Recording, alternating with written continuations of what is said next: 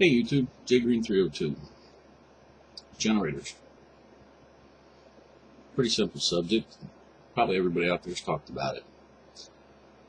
So, for those of you that have heard it all, press pause and move on. But I'm going to go through my analysis, the things that I've factored, and kind of give you my version of how I made my decisions. So, it starts with Hurricane Sandy. Hurricane Sandy comes in, really messes up New York, New Jersey, and you start hearing the horror stories. And I'm sitting there, and I'm south of all that. I'm just sitting there going, okay, hurricanes have actually smacked in the northern part of the East Coast. And I'm sitting there going, so storms are now a viable threat. We are not at threat for hurricanes, typhoons, tornadoes, earthquakes. We're generally in a fairly good area.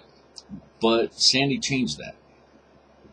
The weather in the last 3 years. So, maybe in me, I sat there, I said, well, you know what? It's been on my list. It's a pretty expensive proposition. I said, I need to start thinking about it. And I put a lot of homework into this. Because if I'm going to do it, I'm going to do it once. I'm going to do it right. And I've had a generator before. I had a no-name 280-pound wheeled cart generator, big behemoth. I remember when I had to move, how much of a pain in the ass that generator was to move. So my thought processes were as follows. Yes, I have solar. Solar's passive. It's limited in its capability. You can do battery banks. The battery banks aren't portable. There is a limited capability. And I started thinking, well, you know what I need is something like the RV folks and the marine folks have. I need something that's portable. I need something that's reliable. I've spent a lot of time with dirt bikes. My brand of choice was Yamaha. That dictated a lot because, for the most part, I don't see any difference between a Yamaha and a Honda, either on a dirt bike or anything else. It's like the same company, except they seem to put red or blue on it. It makes no difference. But I have abused Yamaha equipment, and it's never failed. So I said, okay, I'm going to go look at a Yamaha. And I looked, and I found the ES2000 IS, I believe is what it is, 2,000 watts, 15 amps. And I ordered it. There's $1,000. Really spent a lot of time thinking about that. And I thought about it with the option of being able to parallel them. And 15 amps it'll run a microwave. It'll run a coffee maker. It'll give you some basics. Very nice equipment. An amazingly well-engineered piece of gear. And as I thought about it, and a lot of this is going to reference to somebody else's YouTube channel, which is Troy, which is Techman2015, the do-it-yourself guy that's out there and kind of doing the off-grid in an RV type thing. And, you know, he's talking about his garden, and he's talking about, this and that. Now, and what I notice is he's got solar panels, but he's constantly needing a generator. He kept trying to put one together that was working, that was having problems with the carburetor. Then he went and bought a cheap one. It worked for about an hour. Damn thing failed him.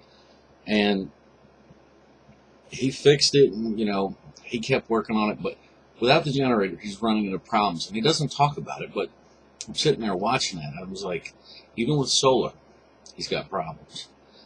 Generator keeps coming back into play. So what I did is I ordered the parallel cable, and I invested another $1,000 on another ES2000, primarily because I absolutely believe that's one of the most well-engineered machines I've ever seen. So I've got $2,100 wrapped up. I've got two 45-pound generators. It took me under 20 seconds to load both in my truck. I have a cable that allows me to run a 30 amp plug. I took them over to the RV, set both of them up, hooked the cable up, fired them up, and suddenly everything in the RV works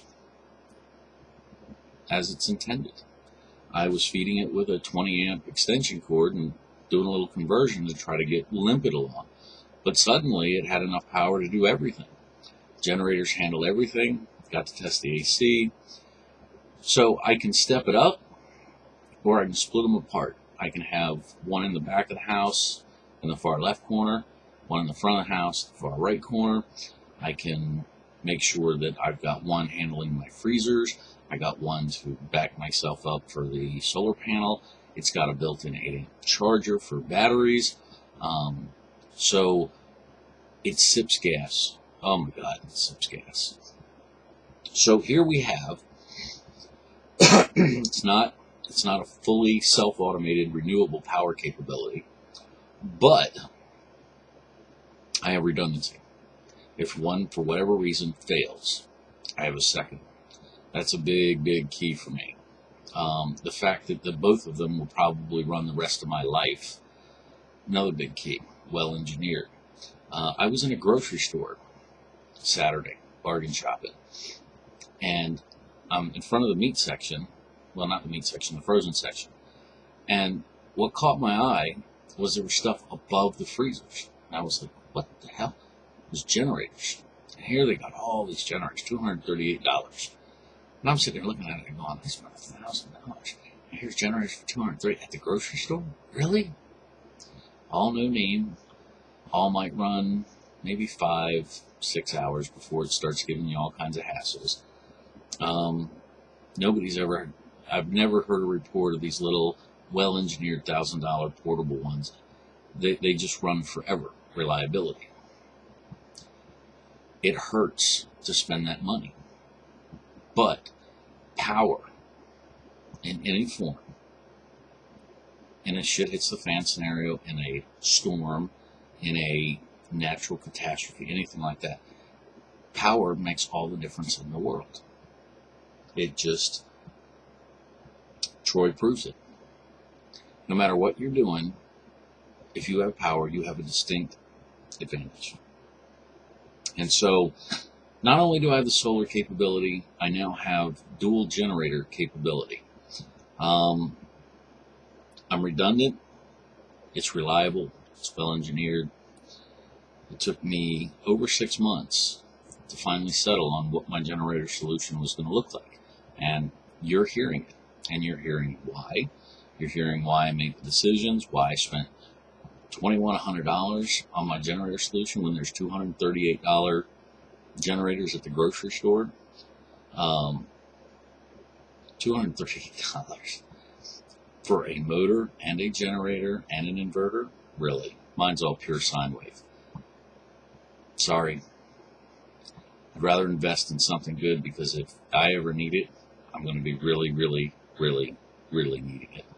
And so, there you go. I probably won't even think about generators anymore. It won't be on my list. This is it. You guys are hearing it.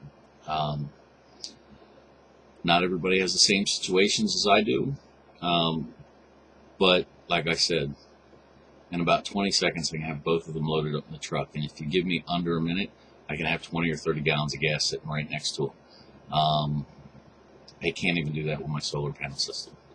It would take me 10 minutes just to undo the batteries before we even start talking about lifting them out of there. So, it is what it is. But I hope that this may have enlightened about how you look at generators, why you need them. And I will end on one very interesting note. I know a lot of people that sit there, well, I've got my bug out bag, and I've got my canned food, I've got my blah blah knife, I got my bushcraft skills, I'm a prepper. Just tell me about your generator. I ain't got one. It's kind of the way I felt when I sat down and realized I didn't have one too. You'd be surprised at how many people out there sitting there talking about all the stuff that they are planning for. and don't have a generator. And right there is the difference between credibility and non-credibility in my book. So I'll leave you on that thought. Thanks for listening. Talk to you soon.